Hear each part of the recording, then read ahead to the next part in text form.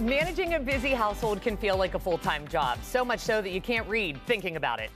In fact, that's an understatement of the year. Yes, truly. Yes. That's why more families are turning to someone who can help keep the home running smoothly. Yeah, and I think we all know how chores.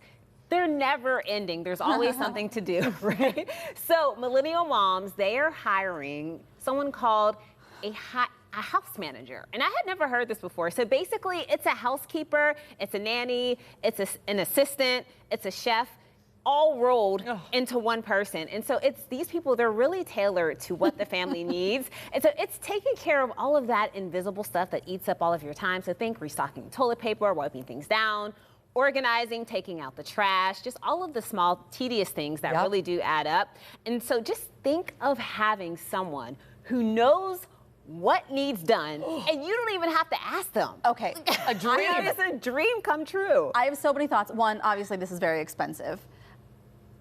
Perhaps, maybe. I have to think. You're paying an employee, essentially. $20 to $40 an hour. Yeah. I honestly thought that they would cost more than that, but I mean, it's not cheap, but it could be more expensive. It could be. It could be more. Yeah, It depends on how many hours you're employed. Right. Before this term invisible labor came about, you know, we've been talking about it. I think the last 5 years we started to hear this topic come up more and more. And if you haven't heard about it, invisible labor is basically all of the things that usually women end up taking on and thinking about through the course of the day. Right. We need to get groceries. I need to do this. Laundry needs to be folded. The kids have this practice coming up. How am I going to shuffle them there? So it's all the things that take over our brain load all day long that we're not talking about, but we're just actively thinking about. Even while I'm talking to you, I'm thinking about practice things. And who's going to take the kids tonight. But before we even heard that phrase, I used to tell Frankie that I was our house manager. Yeah. Because I felt like you are. I was so when you list all these things, I was like, that's me, but nobody's paying me. Well, we're all waiting. All of these, yes.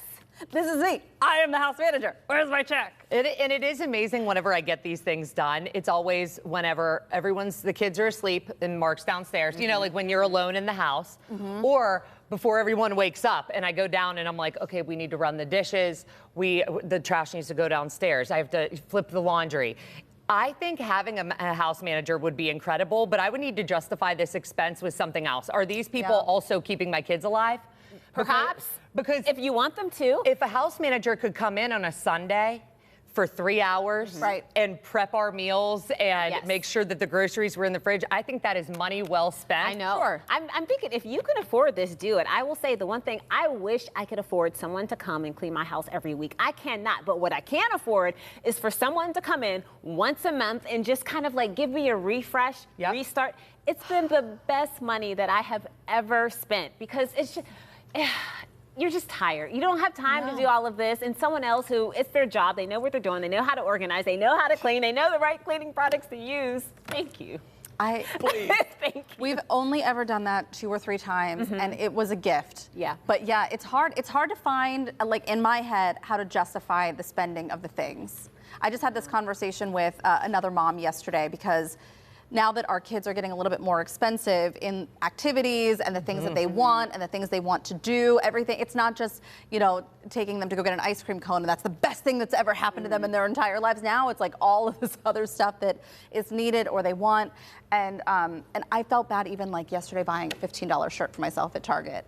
There's this mom guilt that comes in. You need to get away. He needs it, yeah. I know, and the justifying of things and like everything could always go to the kids or something else. The $15 shirt, though, you deserve it. Fill your cup. You can't pour from an empty. Next time, get 2. Bad influences. All right.